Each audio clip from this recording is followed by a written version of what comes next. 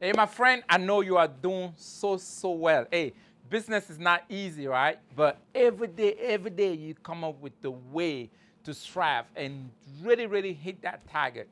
You know, one of my friends asked me last time, he said, Coach Raph, I want to become a businessman because I don't like my job. I mean, it's hard to do a job. Hey, let me give you a good news. I told him, business is harder than a regular job. Because when you have your business, you have to think for yourself, think for the business, think for the people, think for the worker, think for the customer, think for the, the tax man. You have to become a problem solving machine. That's why we are dealing with this 10 point to pivot it. The truth about business is that if you train yourself and you are not flexible enough, you'll be out of business. 95% of people who start business within 5 years, they go out of business. And not only they will go out of business, but they will swear never to do business again. That's why this daily video, I not only challenge you and show you a better way or new way to do and encourage you, I'll actually show you how to navigate through life and business. So today we will talk about the point number 4. So if you are having challenge with your business or you just plateau or things are not going the way it was going before, you have to be able to apply the point number 4 on your business. I always share with my student that every business, every market actually grow or die or actually, the market change because remember, you're in business to serve human being, and human being change the behavior, the world, everything shift, and sometimes your business may start suffering not because your product is not good, just because maybe you have to apply the point number 4. Maybe you have to look at the customer need. You have to redefine the customer need.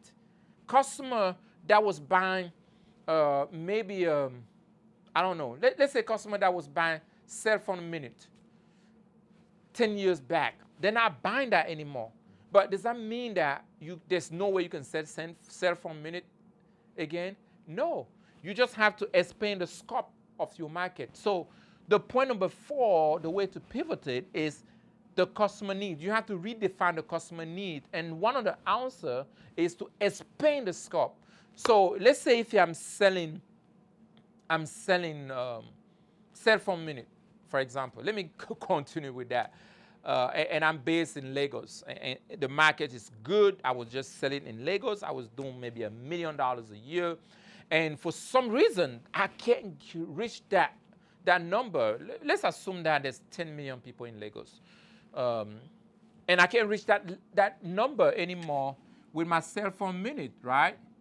This is my market. This is my market. And this is 10 million revenue on this market in Lagos, right? So there's 2 things I can do. I can redefine and increase my scope.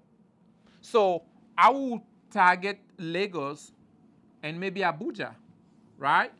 Abuja, I will increase my scope. I will expand the scope. That can solve my problem. So if my income drop maybe to 8 million per year and I target this other market, even if I'm doing 5 million here per year, if I'm doing 5 million per year, guess what? I would net 13. I would net 13 million per year just by expand. How about if I go to another market again? And this market is only giving me, let's say even 4 million. So why those that was compete with me in this market, in Lagos market, since I took Abuja market and maybe another small town market, I don't know all the town there in Nigeria. Just by doing this, you see, I will start doing, almost 17 million. Even though the market actually dropped here from 10 to 8. So I expand the scope, I redefine the customer need, and boom, I start doing more. So the same thing. you can go from your neighborhood and expand to be more aggressive in the market, and just practice this.